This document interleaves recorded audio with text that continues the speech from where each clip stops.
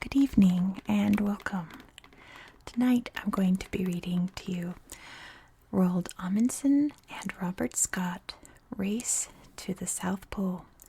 It is a National Geographic History Chapters book, and it's by Gar Thompson. Full disclosure, I'm filming this in the daytime. The sunlight is hitting my desk just so I'm using the sun as my lighting today, so I think it looks really nice. But let's just dive right in. Race to the South Pole. We're going to read the introduction, Antarctica. Chapter 1, Meet the Explorers. Chapter 2, They're Off. Chapter 3, The Race. Chapter 4, The Return Trip. And the epilogue, Antarctica Today. Introduction, Antarctica. This is the story of a race between two explorers. Roald Amundsen and Robert Scott both wanted to be the first to reach the South Pole. To do this, they would have to overcome many dangers. The South Pole lies near the center of the continent of Antarctica, the coldest and the windiest place in the world. In winter, temperatures can fall below negative 120 degrees Fahrenheit or negative 85 degrees Celsius. Howling icy winds can knock you off your feet. Icebergs, huge chunks of floating ice, make the ocean waters dangerous for ships. Chapter 1, Meet the Explorers. Amundsen and Scott were going to race across more than 1,500 miles, or 2,400 kilometers, of frozen land to the South Pole. Who would win? Roald Amundsen. Roald Amundsen was born in 1872 near Oslo, Norway. Amundsen came from a family of sailors. At the age of 22, he began his adventures at sea. He became an experienced polar explorer. He explored the icy waters far north of Canada. On his sea voyages, he learned a lot about life in the Arctic. He saw how the native people dressed and what they ate to survive the extreme cold.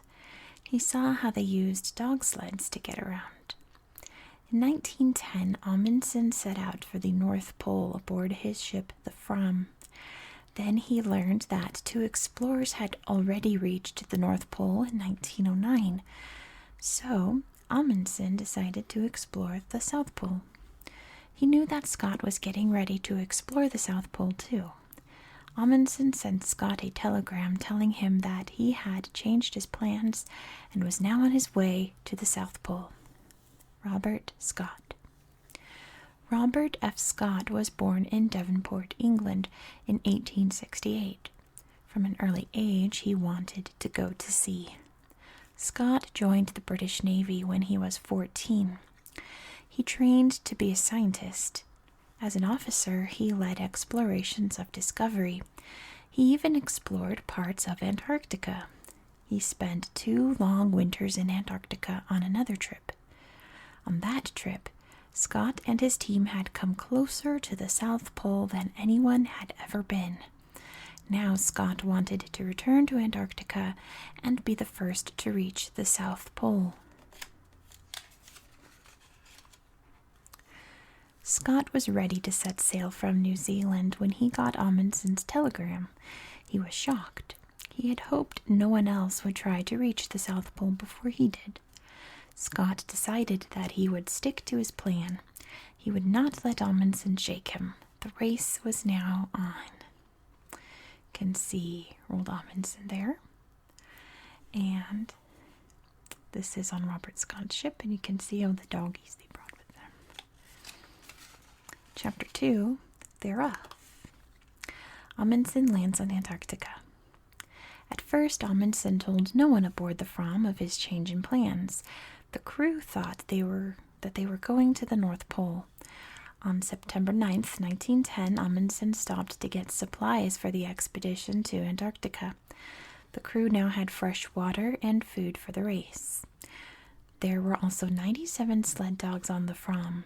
These Arctic dogs would prove to be the most important thing that Roald Amundsen brought on his trip. Finally, Amundsen asked the crew if they wanted to go with him to Antarctica. The men did, and the ship sailed on. They arrived at the Ross Ice Shelf on January 14th, 1911, and set up base camp. They would stay there for 9 months. Amundsen had planned every detail of the trip. Over the next 3 weeks, the team moved tons of food from the ship to the camp. The men also set out food along the trail to the South Pole. While waiting for spring and better weather, Amundsen and his men got ready for the trip. They skied and trained the dogs. They looked for ways to lighten the loads that the dogs would have to pull. This would help the dogs go faster. Amundsen made sure the men ate well to stay healthy and build up their strength. He did not send his men off to explore the area. He did not want them to get hurt or lost. He took no chances.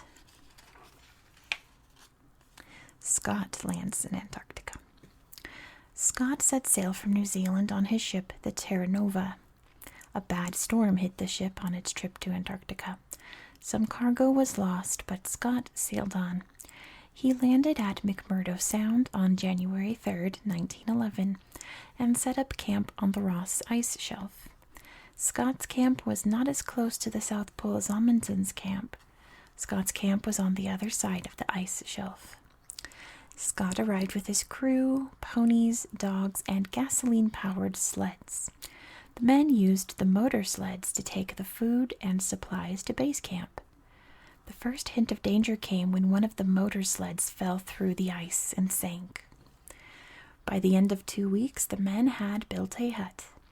They had a place to eat and sleep. Scott began to put food along the trail that they would take to the South Pole. They used the ponies and dogs to pull the food. The motor sleds did not work in the ice and snow. The ponies tired quickly and were hard to control. Unlike Amundsen's men, Scott's crew did not know how to use the dogs. Scott and his men explored the area. At times, the men returned to camp tired, frostbitten, and cold. The dogs, tired and hungry, often fought with each other. Chapter 3, The Race. Amundsen sets off. Amundsen set off for the South Pole on October 20th, 1911. It was a perfect day. The sky was beautiful and clear. The air was cold, but the men had dressed warmly. Amundsen and a crew of 4 men set off with high hopes. They took 4 sleds piled high with supplies. 12 dogs pulled each sled. The men had trained the dogs well. They listened to the men's commands. The men made good time. At their first stop, the men found the supplies they had stored along the route. They fed the dogs blubber or whale fat and seal meat. The dogs hungrily ate their feast. The men ate their meals and slept. Early the next day, the men left on skis. The dogs pulled the sleds. The men traveled about 13 miles or 21 kilometers per day. It took them about 5 hours to go that far. Then they stopped. They built a small mound of stones. Inside the mound, they recorded the distance and direction to the next supply of food. The mounds marked the trail. They would need them on the way back. After building the mound, they ate and rested until the next day. Getting closer. On November 11th, they saw mountains. Amundsen named the mountains the Queen Maud's Range after the Queen of Norway. That night, they camped at the foot of the mountains. They still had 340 miles or 547 kilometers to go. The men and the dogs began to climb on November 18th. 4 days later, they were at the top of the mountain. A howling blizzard set in, trapping them for 4 days, but the men could not waste time. For the next 10 days, the men and 18 of the strongest dogs struggled against strong winds and fog. They fought their way across thin ice that covered deep pits. They kept going. Finally, on December 8th, the sun shone. The men were less than 100 miles, or 160 kilometers, from the South Pole. The dogs were hungry and tired. The men were almost frostbitten, but they pushed on. Amundsen worried that Scott might have already beaten him. Planting the flag. On December 14th, a cry of halt filled the air. Amundsen and his men had reached their goal. Each of the men placed a hand on the flag of Norway. They planted it together. Amundsen named the area King Haakon VII's Plateau, after the King of Norway. The men set up a tent. They took photographs and explored the area. They celebrated with a feast of seal meat. One of the men pulled out cigars. Inside the tent, Amundsen left a letter for the King of Norway and a message for Scott. Amundsen had won the race. Scott sets off. Scott set off for the South Pole on November 1st, 1911. He traveled with a team of 10 men, 10 ponies, 23 dogs, and 12 motor sleds. Scott hoped all his planning would help him beat Amundsen to the pole. Things went wrong almost at once. The men fought constant snowfalls. Temperatures never rose above 0 degrees Fahrenheit or negative 32 degrees Celsius. The men didn't have the right clothes. The motor sleds were useless. So were the ponies. The ponies sank deep into the snow and had trouble surviving the cold. But Scott was determined to make it to the South Pole. First, Scott had to cross the Ross ice shelf. Scott and his men marched on foot. Some had skis, but they were no help. Scott's men were not used to skiing. It took them 15 days to reach the first stop where food had been stored. Scott led the men on to the next stop. On December 5th, the men woke to a fierce blizzard. The snowstorm forced them to stay put for 4 days. Their sleeping bags were wet. The men were tired and ill. On the 5th day, the men moved on. 2 days later, they had crossed the Ross ice shelf. Scott sent the dogs and some of the men back to base camp. Now the remaining men had to pull the sleds with their heavy cargo. Reaching the top. On December 20th, the party reached the top of a glacier. The men grew weaker. Every day they battled frostbite, harsh winds, and rugged land. They celebrated Christmas with a meal of chocolate, cookies, meat, and candies. By January 6th, the party was far south. They saw no sign of Amundsen. They hoped that they were beating him. The next few days were hard. Another blizzard hit. Pulling their sleds now seemed harder. Scott knew his men were very tired, but he continued on. On January 16th, Scott and his team were close to the pole. They thought that they might reach it the next day. Then one of Scott's men spotted a black speck. What was it? The men kept walking. They saw the remains of a camp. It was their worst fear. Amundsen had gotten to the pole first. The black speck was his flag. Finally, on January 17th, 1912, Scott and his men arrived at the South Pole. A tent with a note from Amundsen was waiting for them. Amundsen asked Scott to get a letter to the King of Norway if he didn't make it back home. Amundsen also told Scott to use anything he and his men had left behind. Scott and his team were disappointed. On January 19th, they set off for base camp. Chapter 4. The Return Trip. Amundsen and his men felt proud as they made their way home. They set out 3 days after planting the flag. It was a bright, sunny day. Amundsen wanted to get back as fast as he could. He wanted to tell the world that he had been to the South Pole first. He and his men made good time. They stopped for food at the mounds they had built on the way to the pole. For most of the trip back, the weather was good. It was cold, but there were no blizzards or big storms. The team made it back to camp in 39 days.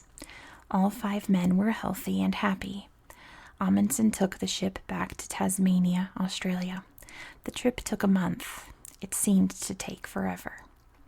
Upon arriving, Amundsen immediately sent a telegram to his brother. Now the world knew that Amundsen was the first person to reach the South Pole. The New York Times reported that the whole world has now been discovered. Scott's last trip. Scott and his men were tired and cold. They had very little food left, and they had a long trip ahead of them. Scott was not sure if they could make it back to camp. With little food, the men became weaker and weaker. One man, Edgar Evans, fell on a glacier and hurt his head. He tried to keep going, but he could not. He died in his tent. Now there were just 4 men.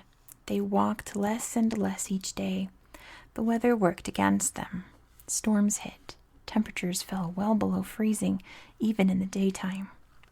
Scott and the men trudged on. They grew weaker by the day. On March 21st, 1912, they were only 11 miles or 18 kilometers from a food stop. It would save their lives. But then a blizzard hit. It lasted for 9 days. The men could not move. They died in their tent. 8 months later, a search party found the men. They also found Scott's journal and photographs. It tells the tale of their sad trip. There he is writing in it. Epilogue, Antarctica, today. Look at all those chickens. Today, scientists from all over the world live and work in Antarctica. They have set up large stations that are like small towns. These stations have movie theaters, churches, banks, and hospitals. The scientists study the weather.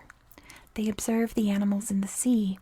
They watch the ice to see how it changes. Helicopters carry supplies to the scientists who live there. Antarctica is the only continent that is not a nation or made up of a group of nations. Roald Amundsen may have been there first, but today the South Pole belongs to the world. And that is the end of our book tonight. There we go. Beautiful pictures of Antarctica. And can you see on my map here? I think you can.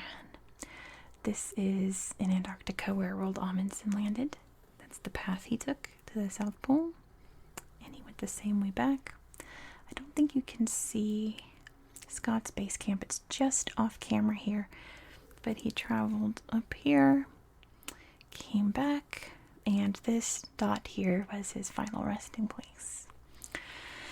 So, thank you again for watching. I hope that you found this video relaxing and educational. And I hope that you have a very good night.